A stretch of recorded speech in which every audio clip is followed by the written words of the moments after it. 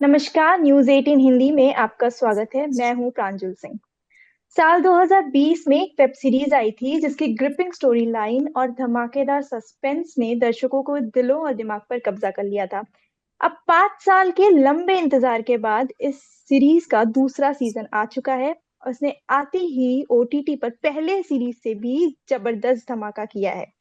अब तक शायद आपने अंदाजा लगा लिया होगा कि आज मेरे साथ पाताल लोक 2 के एक्टर जयदीप अहलावत और क्रिएटर सुदीप शर्मा हैं।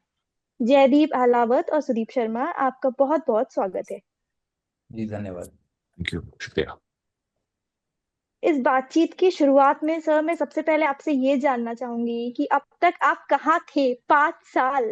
आपने अपनी ऑडियंस को 5 साल का वेट कराया, तो क्या ये आपने पाताल लोक 2 बनाने के बारे में नहीं सोचा था और पहले सीजन की सक्सेस के बाद आपने प्लान किया कि आप सीजन 2 लेके आएंगे? ये पाताल लोक के कीड़े ढूंढ रहे थे। जी नहीं, ऐसा नहीं है कि हमने पहले सीजन जब पहला सीजन जब एडिट हो रहा था, पोस्ट हो रहा था, उसी दौरान ये सोच लिया था। बट बहुत सारी घटनाएं हुई, कोविड आया, फिर हम और भी बहुत सारी चीजें हुई जो हो जाती हैं। फिल्म मेकिंग एक थोड़ा, जिसको कहते हैं, थोड़ा मुश्किल बिजनेस है। ये बात बहुत कम लोग जानते हैं कि पहला सीजन बनाने में भी हमें 4 साल लगे थे। मैंने 2016 में लिखना शुरू किया था और वो 2020 में बाहर आया था। तो शायद ये मुझे ही अपनी स्पीड ठीक करनी चाहिए।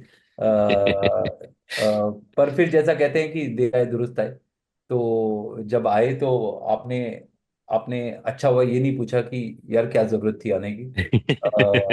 तो अच्छी बात है। 4 साल बाद और ऐसे आए। वैसे आए, हाँ। सर मैं आपसे अब पूछूंगी, क्या आपने अगले सीजन के बारे में सोचा है? और अगर सोचा है तो क्या आप जल्दी आएंगे या फिर से आप 4-5 साल का टाइम लेकर ही आएंगे? मैं बता रहा हूँ प्रांजल जी, आप एक मीडिया के माध्यम से काम शुरू कर दो कि हैशटैग चला दो, सुदीप शर्मा सीजन 3 लेके आओ। That's it. ये तभी करेंगे कुछ। तो आपने अभी तक सीजन 3 के बारे में कोई प्लानिंग नहीं की है? जी अभी तक तो कोई प्लानिंग नहीं की है, बट पर देखते हैं। एक क्या होता है ना, आपकी जिंदगी में उतनी कहानियां हैं। As an artist, as a writer, as a film maker, मेरे पास उतना ही वक्त बचा है और मैं उतनी ही कहानियां कह सकता हूँ। तो ये उम्मीद रहती है अपने आप से। ये कोशिश रहती है कि आप जो कहानियां भी कहो उनको बहुत तफसील से कहो, बहुत अच्छे तरीके से कहो। उसमें थोड़ा वक्त लगता है।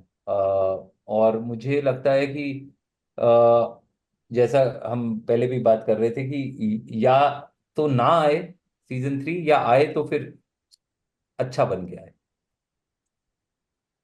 सर मैं उम्मीद कर रही हूँ कि जो फैन फॉलोइंग है और जिस तरह से सीजन 2 को प्यार मिल रहा है, आप बहुत जल्दी कन्विंस हो जाएंगे सीजन 3 लेके आने के लिए। ये आपने जो सीजन 2 नागालैंड में शूट किया है, ज्यादातर जो इसकी शूटिंग हुई है, तो नागालैंड क्यों सर? तो हम ज्यादातर वेब सीरीज और फिल्मों में हम नॉर्थ ईस्ट की जो रिप्रेजेंटेशन है वो कम देखते हैं। तो आपने क्या सोचकर नागालैंड को चूज किया? एक कारण तो यही था कि हम फिल्मों में नॉर्थ ईस्ट की रिप्रेजेंटेशन बहुत कम देखते हैं। और ये हमारे ही देश का एक बहुत अहम हिस्सा है, बहुत अहम अंग है, जिसके बारे में हम बहुत कम जानते हैं, जिसके बारे में हम बहुत कम चर्चा करते हैं। तो कहीं ना कहीं उससे शुरुआत हुई। मेरा एक निजी रिश्ता भी रहा है नॉर्थ ईस्ट के साथ। मैं वहीं पला बड़ा। मैंने गुवाहाटी में, असम में अपने 20 साल बिताए हैं। मेरा परिवार वहाँ से है। तो मैं चाहता था कि अपने काम के जरिए मैं उन जगहों के बारे में बात कर सकूं, उन लोगों के बारे में, उन चेहरों के बारे में, उन बोलियों के बारे में बात कर सकूं। और कहीं ना कहीं वहीं से इसकी शुरुआत हुई थी। जयदीप सुदीप सर तो नॉर्थ ईस्ट से हैं, उन्होंने कहा कि वो अपने जगह को रिप्रेजेंट करना चाहते हैं। लेकिन आपके लिए हरियाणा से होके नागालैंड में शूटिंग करना कितना अलग एक्सपीरियंस था, और आपने इसको अडाप्ट करने के लिए क्या क्या किया? क्या आपने लोकल लैंग्वेज सीखी? और अपना एक्सपीरियंस शेयर करिए हमारे साथ।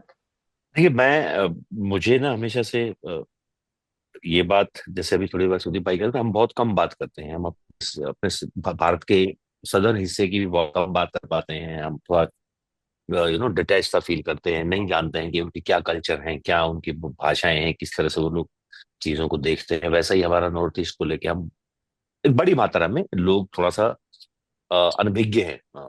तो मैं लिटरेचर का स्टूडेंट रहा हूँ, हिस्ट्री का स्टूडेंट रहा हूँ थोड़ा बहुत।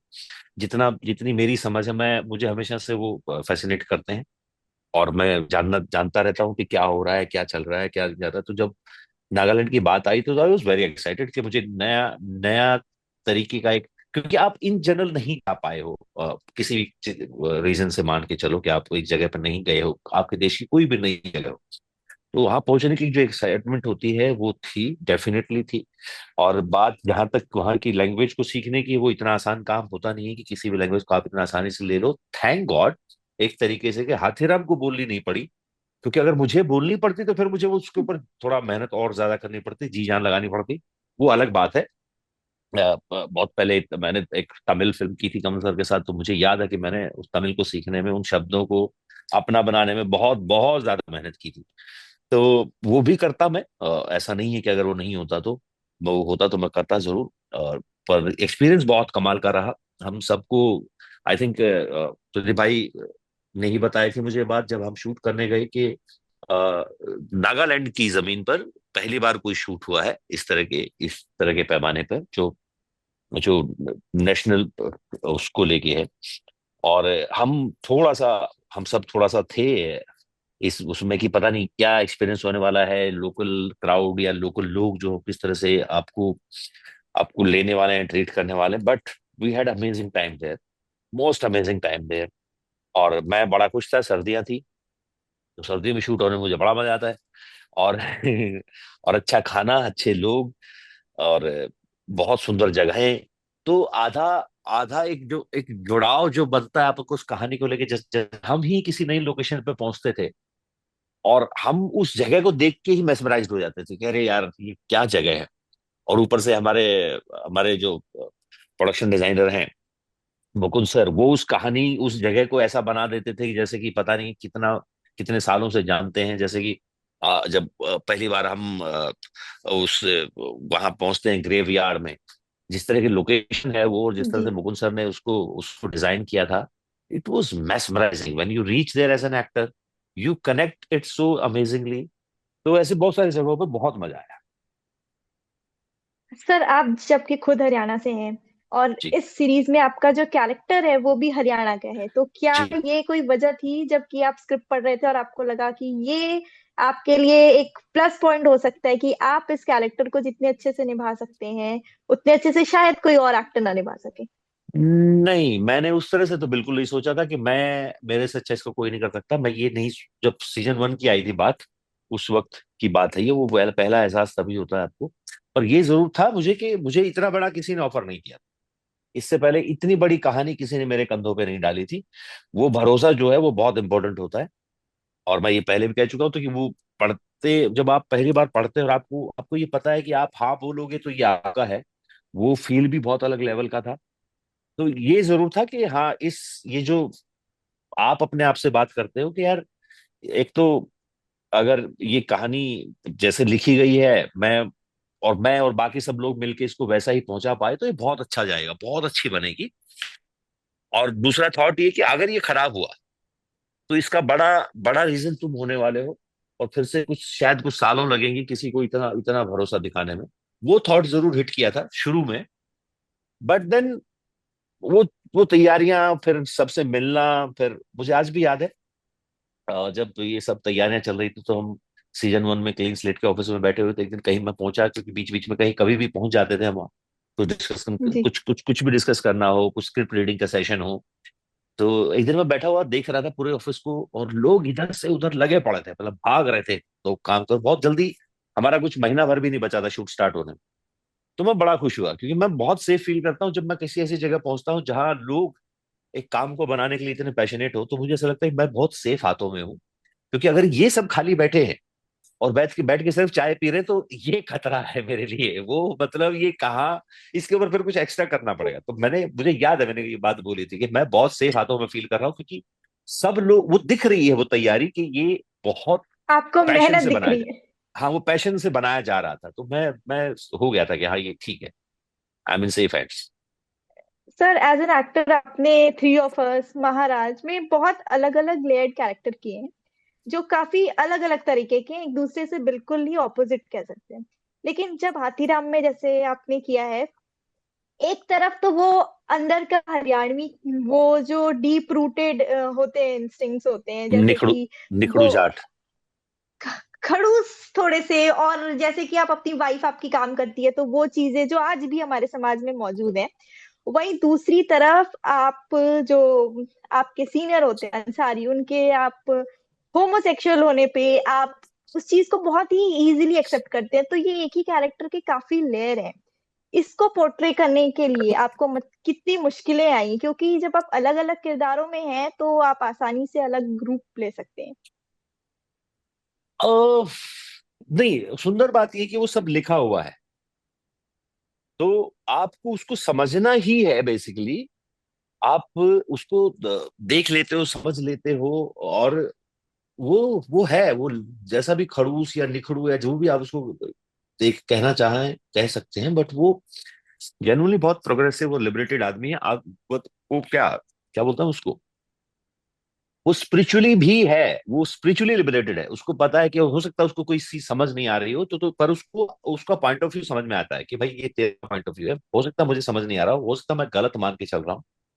और स्पेशली अपने लोगों को जिनसे वो प्यार करता है, उनको इतनी लेवरेज तो देगा कि ये तुम्हारा पर्सनल इशू है, इसका समाज पे कोई इफेक्ट नहीं पड़ रहा है।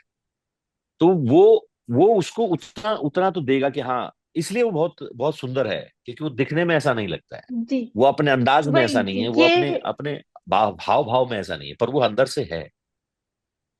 और जिस तरह से आपने इसको पर्दे पर पेश किया है कि एक ही इंसान के कई शेड्स हो सकते हैं। जी। सर, सीरीज के अंदर तो जब अंसारी आपसे आगे निकल जाते हैं, तो हम सब ने देखा कि आप बहुत ही, आप एकदम काम रहते हैं, आप अपने काम पर उसका फर्क नहीं पड़ने देते, और आपको शायद फर्क नहीं पड़ता हो।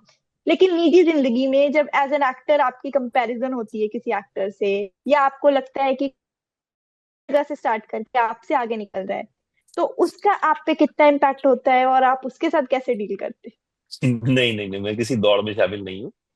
कोई मेरे से आगे निकल रहा है, कोई मेरे पीछे रह गया, मैं सच में कभी नहीं सोचा ये इस तरीके से, कभी नहीं, कभी दिमाग में नहीं आती ये बात कि अरे वो उस एक्टर ने कुछ अलग सीरीज में कुछ अपना कुछ नया कमाल कर दिया। मुझे लगता है कि हम ज्यादा इंस्पायर्ड हो जाते हैं, कभी और कोई अच्छा काम देख लेता, हमें लगता है कि यार ये कितना सुंदर था, और ये कैसे किया होगा, क्या क्या हुआ होगा, वो सब बातें होती है। ये कि आपसे कोई अच्छा जा रहा है, ये नहीं, वो बात नहीं है। वो तो वो कंपैरिजन तो आप अपने आप से ही कर सकते हो, बाहर की दुनिया से नहीं।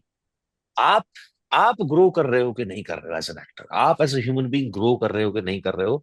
मुझे लगता है कला, आर्ट आपको वो ज्यादा देती है, ना कि बाहर की दुनिया में। और ऐसी कोई दौड़ में शामिल नहीं हूं मैं कभी नहीं सोचता हूँ ये सब चीज।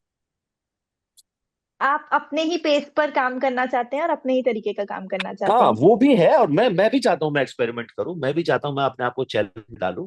मैं चाहता हूँ कि मेरे को एक्टर्स जिस जो मेरे सीन में हो, वो कुछ और बेटर करें, ताकि वो सीन और अच्छा हो, मैं और अच्छा दिखूं। ऐसा कभी नहीं हो सकता कि मेरे को एक्टर्स कोई कुछ एक सीन में होकर कुछ खराब काम कर रहे हो और मैं बड़ा आउटशाइन कर जाऊंगा। नहीं, वो सीन खराब होने हम्म। वाला है। वो ये बात समझनी बहुत जरूरी है कि आप उस सीन की जो जो लेवल है, आप उसको ऑलरेडी नीचे घसीट रहे हो। तो अगर सीन वर्क करेगा तो आपकी चार लाइनें भी वर्क करेंगी, अकेला सीन वर्क नहीं कर सकता। तो ये बहुत इंपॉर्टेंट है सोचना। तो अच्छा है कि बहुत अच्छी कहानियां मिल रही। मैं जरूर चाहूंगा कि मुझे अपने आप को चैलेंज करने के लिए कुछ मिलता रहे, कुछ नया मिलता रहे, कुछ सरप्राइज करने के लिए मिलता रहे अपने आप को या ऑडियंस को। वो जर्नी अच्छी हो। सर, आपने इंस्पिरेशन की बात की, तो आपकी इंस्पिरेशन कौन है जिसे देख के आप सोचते हैं कि आप उनकी तरह बनना चाहते हैं या उनसे बेहतर होना चाहते हैं? आ, नहीं, अगेन ऐसा कुछ नहीं है कि आपको बहुत सारी चीजें इंस्पायर करती हैं। इंस्पिरेशन कोई एक परमानेंट चीज नहीं होती। इंस्पिरेशन मुझे लगता है कि आपके हर दौर में कुछ ना कुछ आपको इंस्पायर करता है।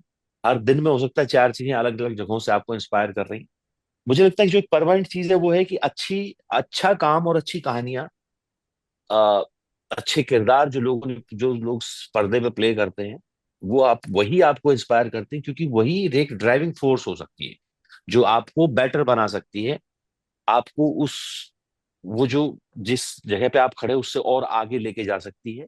तो अच्छी कहानियां पढ़ना ही अपने आप में इंस्पिरेशन होता है, अच्छी स्क्रिप्ट पढ़ना अपने आप में इंस्पायर कर देता है कि हाँ यार कोई तो लिख रहा है ये सब, जिससे कि करने में हम्म, आपको समझ आएगा और आपकी ग्रोथ होगी। आप वही घिसा पिटा नहीं करने वाले हो हर बार। जी। सुदीप सर, आपसे एक शिकायत है कि इस सीजन में जो आपने अंसारी का किरदार खत्म कर दिया, वो कैरेक्टर जो जिसको लोगों ने उतना ही प्यार किया, आपने उसको बीच में ही खत्म कर दिया। तो अगर आप सीजन 3 बनाते हैं तो क्या एक नए किरदार की एंट्री होगी, अंसारी जैसे ही कोई नया कैरेक्टर आएगा? ये राइटिंग में एक टर्म होता है जिससे मुझे बेहद लगाव है, जिसको कहते हैं कीवर्ड डार्लिंग्स। तो जिन चीजों से आपको बहुत ज्यादा प्यार है, क्या आप उनको छोड़ सकते हो? या कहीं ना कहीं क्या आप उनको मार सकते हो, छोड़ सकते हो, निकाल सकते हो अपनी स्क्रिप्ट से? तो वो एक बैरोमीटर है कि आपकी स्क्रिप्ट कितनी टाइट है। क्योंकि कहीं ना कहीं जिसको बहना कहते हैं, बहुत आसान होता है अपने ही किरदारों से, अपनी ही लाइनों से, अपनी ही सीन से प्यार हो जाना। और फिर जो ऑब्जेक्टिविटी है वो कहीं ना कहीं हम खो जाती, हमारी ऑब्जेक्टिविटी खो जाती है, जो एज अ मेकर बहुत ही ज्यादा जरूरी है। तो यही है, मतलब नए किरदार आते रहेंगे, पुराने किरदार जाते रहेंगे। ये एक नदी की तरह है, बहती जाएगी। तो अगला सीजन अगर होता है तो हाँ, शायद नए किरदार भी आएंगे। इस बार भी आए कई सारे नए किरदार, चाहे वो नागालैंड में जी। हो, वहाँ ने जो कैरेक्टर प्ले किया रुगना बरुआ का, या बाकी जो वहाँ के रूबन, और इतने सारे कैरेक्टर्स थे। तो हाँ, अगले सीजन भी अगर कभी होता है, और आने ही पड़ेंगे नए किरदार, क्योंकि पुराने कुछ कम हो गए हैं। बिल्कुल सर, हम होपफुल हैं। टाइम थोड़ा कम है तो मैं रैप अप करने से पहले एक रैपिड फायर खेलना चाहती हूँ आप लोगों के साथ। जयदीप सर, पहले आप बता दीजिए, आपने जी बहुत जगह शूट किया होगा, तो जी। इंडिया में आपकी फेवरेट लोकेशन कौन सी रही है अब तक? ओ, ओ, जोधपत्री की जगह है पहलगाम से ऊपर थोड़ा सा, अगर एक नाम लूंगा तो वो लूंगा। ओके। अगर एक्टिंग नहीं तो और क्या? कुछ नहीं। एक्टिंग ही सब कुछ है। अब तो यही है जी, अब बाकी तो फिर सब कुछ, फिर तो चल जाएगा, कुछ भी होगा फिर तो, फिर सब चल जाएगा, फिर उसके बाद कुछ नहीं, कोई वो नहीं। ठीक है। आपकी पहली सैलरी? मेरी पहली सैलरी, जी। बहुत पहले टाइम पे, मैं जब थिएटर कर रहा था तो मैं थोड़ा सा करवाने भी लगा था, तो एक कॉलेज में मुझे कुछ पैसे मिले थे, 10,000 रुपए, कुछ एक नाटक और एक स्किट करवाने। सर, आपकी जर्नी सभी के लिए और स्पेशली यंगस्टर्स के लिए बहुत ही इंस्पिरेशनल है, और मैं खुद बहुत सारी इंस्पिरेशन लेके जा रही हूँ। सुदीप सर, रैप अप से पहले आपसे मैं जल्दी से पूछ लेती हूँ, आपकी बेस्ट लोकेशन कौन सी रही है? कोहिमा। मुझे वहां शूट करने में बहुत बहुत ज्यादा मजा आया। नॉर्थ ईस्ट का जो आपका प्यार है वो हमेशा बरकरार है। रहेगा, जी बिल्कुल। बरकरार रहेगा। बरकरार है। सर, राइटिंग प्रोडक्शन नहीं तो आप क्या करते हो और? मैं शायद बाबा बन जाऊंगा। ओके। ये बहुत ही इंटरेस्टिंग जवाब है। आपकी इंस्पिरेशन? और शब्दों के धनी तो हैं वो। मेरी इंस्पिरेशन, थोड़ा सा अगेन बाबाओं वाला आंसर अगर मैं आपको दूं तो मुझे ऐसा लगता है कि आपका एक जो बेस्ट वर्जन है आपके अंदर कहीं ना कहीं है। और आपकी इंस्पिरेशन वही है कि आप उसके जितना नजदीक पहुंच सकते हो अपनी जर्नी में। जो भी आपके साल, आप अपने जितने भी साल आप लिखवा के आए हो अपने लिए, वो ही इंस्पिरेशन है to become the best version of yourself. आपकी फर्स्ट सैलरी? मेरी फर्स्ट सैलरी एक्चुअली काफी अच्छी थी, क्योंकि मैं एमबीए हूँ। और मल्टीनेशनल कंपनी में मेरी पहली जॉब लगी थी, तो मेरी पहली सैलरी बहुत अच्छी थी। बट उसके बाद, उसके 4-5 सालों के बाद मैंने नौकरी छोड़ दी और मैं राइटिंग करने लगा। तो वो जो थी उसके बाद, वो आप मुझसे अमाउंट पूछोगे तो मेरे ख्याल से 5,000 रुपये मिले थे मुझे अपनी पहली चीज लिखने के लिए, और उसमें से भी TDS कट गया था। सर, और जिसने अच्छा हुआ आपने नौकरी छोड़ दी। हम सब तो ये कहेंगे कि अच्छा हुआ आपने नौकरी छोड़ दी, वरना हमें पाताल लोक देखने को नहीं मिलता। शुक्रिया। थैंक यू सो मच हमारे साथ बात करने थैंक के यू लिए। प्रांजल। आप दोनों के साथ बैठ के मुझे मुझे तो बहुत मजा आया। Thank you so much. Thank you Pranjal. Thank you Pranjal. Hi, Sudeep sir. Hi.